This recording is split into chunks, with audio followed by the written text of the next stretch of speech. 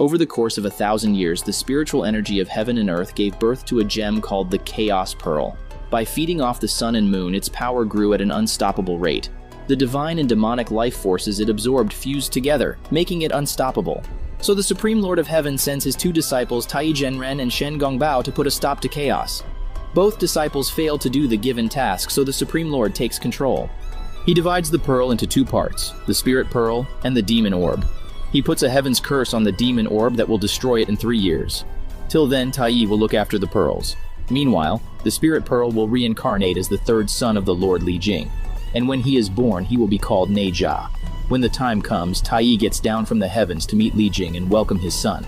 Meanwhile, Shen Gongbao has sneaked into the kingdom too. He's jealous of Tai Yi getting chosen by the Supreme Master instead of him. He's already planning to take his revenge. He uses his magic to mind control some of the kingdom workers. With their help, he sends poisonous wine to Tai Yi. He drinks it immediately and passes out. Afterward, the worker tries to steal the lotus containing the pearls, but the protection spell is too strong. Suddenly, Li Jing comes over to get Tai Yi. To wake him up, Li Jing hits him mercilessly. Being immortal, Tai Yi recovers completely and proceeds to open the lotus. He has forgotten the password, but luckily the lotus can open with handprint too. Otherwise, Li Jing's wife, Lady Yin, had to stay pregnant for another 10 years. Another worker under Shen's control steals the pearls and puts the demon orb on the reincarnation slab in place of the Spirit Pearl. Li Jing tries to stop the disaster, but it's too late. Instead of the peaceful hero Spirit, Lady Yin has given birth to a demon. The newborn appears to be a ball of fire that's going to destroy everything in sight. The villagers start running away in fear. But luckily, Tai Yi takes the matter in his hand. He uses heaven's magic to put a special hook around Ne Jia's neck. It weakens him a little and Tai Yi proceeds to kill him, but Li Jing gets in the way. Even if it's a demon, it's Li Jing's child. He's just unfortunate to get accidentally cursed. The village leader comes forward and reminds everyone that they have been fighting demons for years. How can they let one live between them? Li Jing apologizes to everyone and promises to take care of Ne Jia's education outside the village. He is willing to face the punishment if his son causes any trouble in the future. Sadly, it's useless too. According to the curse given to the demon orb, Ne Jia will be killed by a lightning bolt right after 3 years. Li Jing is still not ready to give up on his son and wants to meet the Supreme Lord by himself. Meanwhile, Shen takes the Spirit Pearl to the Dragon Palace. The Dragon King was banished from the heavens, so he wanted to take revenge too. He infuses the Spirit Pearl with his egg to give birth to his son Aobing. He will be unstoppable and will rule over the world like gods. The Dragon King makes Shen in charge of training Aobin.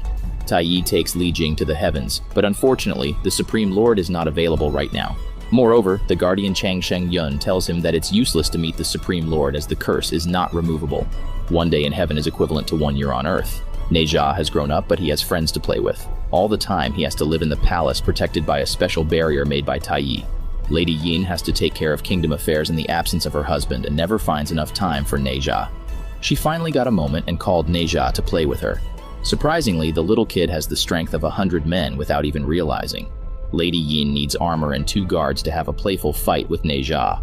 Unfortunately, she has to stop in between and get back to work. She instructs the barrier guardians to be vigilant and not let Ne Jia escape.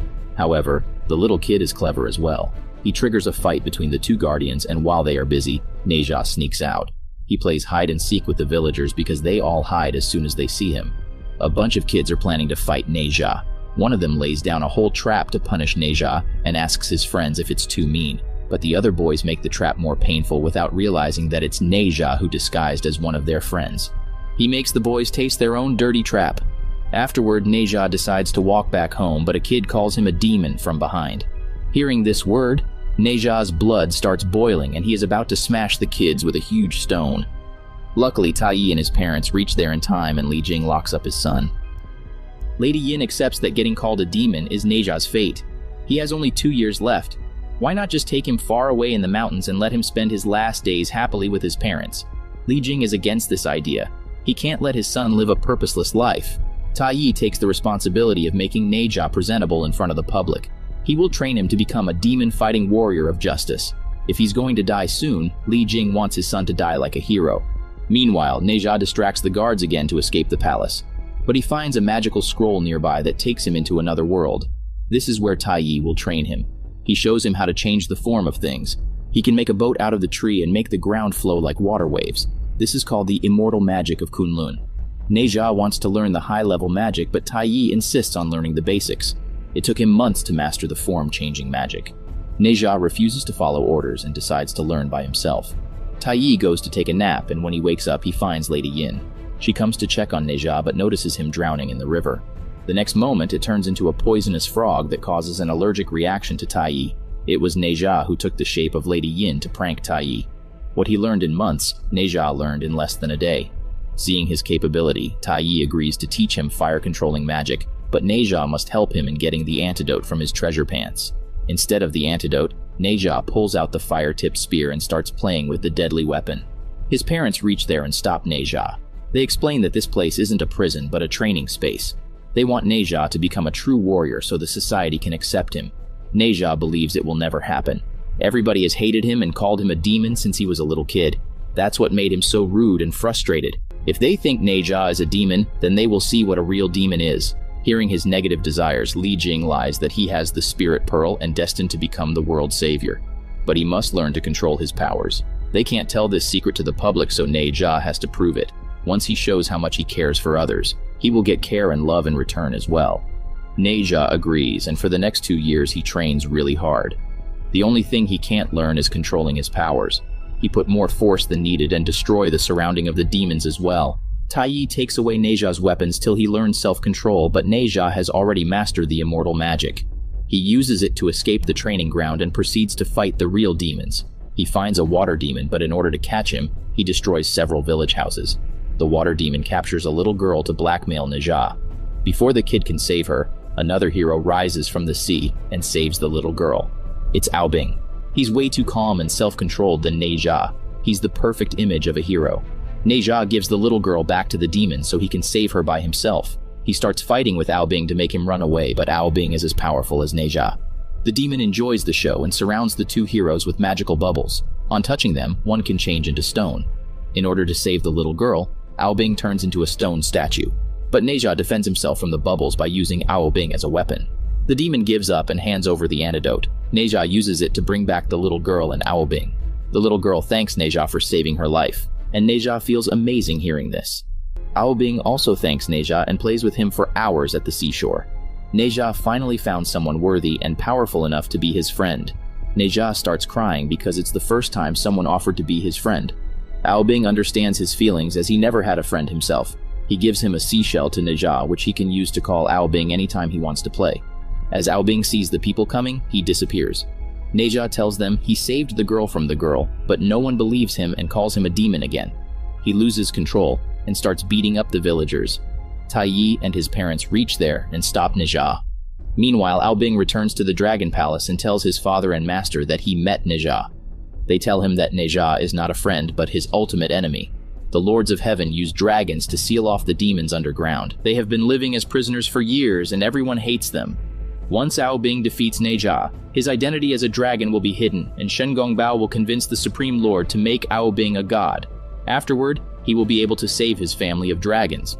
On the other hand, after the unsuccessful attempt of being a hero, Neja locks himself and stops eating for days. To cheer him up, Lady Yin has arranged a birthday party and called all the villagers. Neja believes the villagers will only come to celebrate his funeral. Li Jing lies again and tells Neja that he has cleared the misunderstanding and not everyone knows he knocked off a demon. Neja gets really excited and rushes to the seashore. He calls Aobing and gives him a handmade birthday party invitation. Aobing's heart melts and he starts reconsidering his decision. However, the dragons pressure him again to complete the mission of saving his family. They give him their hardest shell to use as a protective armor. Meanwhile, Li Jing uses his ruler rights to force all the villagers to attend the party. Neja was excitedly getting ready when Shen Gongbao came to meet him. He tells him the whole truth and reveals that Neja actually has the demon orb inside him. He feels deceived and marches to the party in anger. Taiyi gives him 2 weapons and his personal ride as a birthday gift. His father ties a protective pouch around his waist and apologizes for always being so hard on him. Neja gives a deadly look and asks why they always lied to him. They just wanted to play with his feelings and keep him locked up until he dies. He chants the magical words and removes the hoop from his neck. His power gets out of control and he will destroy the whole village any minute.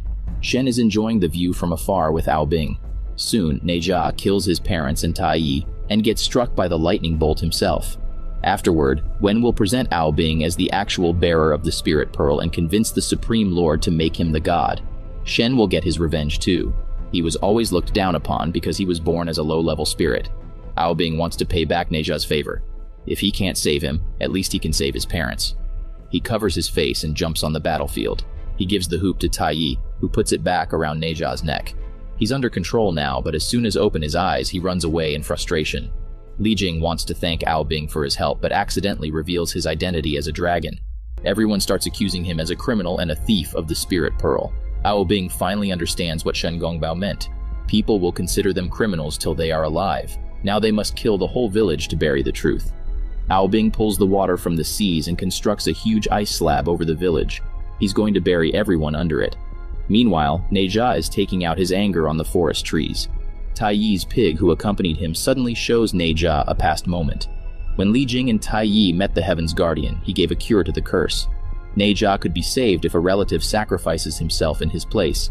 Li Jing decided to sacrifice himself for his son and use his last 2 years of life to fix his son's reputation so he can lead a respectable life.